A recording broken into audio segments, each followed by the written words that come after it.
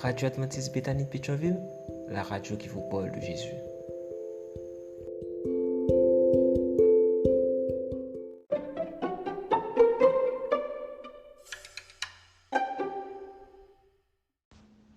La vigile matinale provient de l'œuvre de Monica Diaz, Méditation quotidienne au féminin. La méditation de ce matin, aujourd'hui, 22 avril 2024, est tirée de Proverbe 11, verset 2. Le mépris suit de près l'orgueil, mais la sagesse se tient auprès des humbles. Souviens-toi que tu vas mourir, page 121.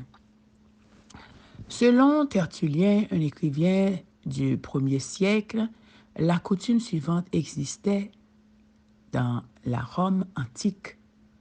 Lorsqu'un général militaire revenait d'une bataille victorieuse, la ville de César lui réservait un accueil grandiose. Le vainqueur et ses troupes défilaient sur le champ de Mars pour venir déposer aux pieds de César les trésors et les prisonniers ramenés des terres conquises. La parade triomphale était en soi une récompense pour le général, car c'était un grand honneur.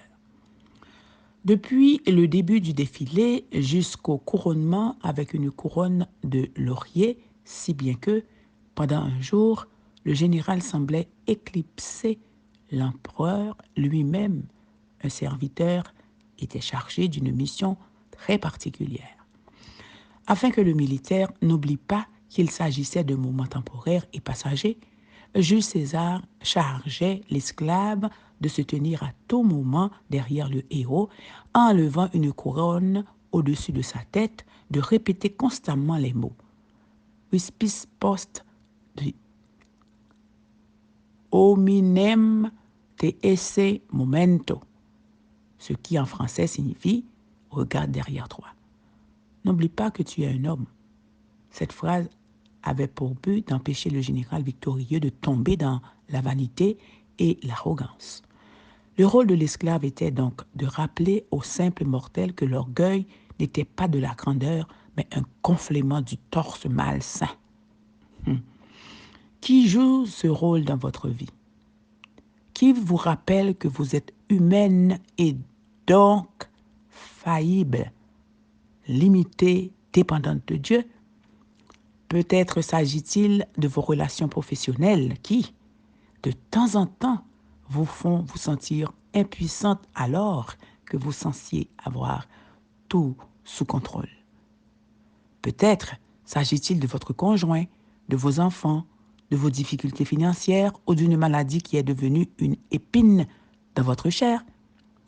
Pourquoi ne pas avoir cela comme quelque chose au service de Dieu, afin de ne jamais perdre de vue ce que vous étiez, ce que vous êtes et ce que vous serez? Avec cette perspective, il vous sera facile de comprendre qu'il n'y a aucune raison d'être orgueilleuse. Bien que, selon les normes humaines, les grands honneurs conduisent à l'orgueil. Bibliquement parlant, l'orgueil de l'homme le conduit à la faillite. Avant d'accéder aux honneurs, il convient d'être humble. Que celui qui se glorifie dans le Seigneur, car ce n'est pas celui qui se recommande lui-même qui est approuvé, c'est celui que le Seigneur recommande. Si nous voulons être dignes d'approbation devant Dieu, nous devons veiller à tenir à distance toute manifestation d'orgueil. Ceux qui s'enflent d'orgueil à cause de leurs grandes réalisations ont l'air d'être très importants, mais ce n'est pas sain. L'humilité, en revanche, est une source de santé émotionnelle, spirituelle et physique. De plus, elle conduit à la véritable sagesse. Amen, amen, amen. Souviens-toi que tu vas mourir. Que Dieu te bénisse. Bonne journée. D'autres émissions aussi intéressantes sont aussi disponibles sur notre site radioadventistebethany.com et aussi sur toutes les plateformes de podcast.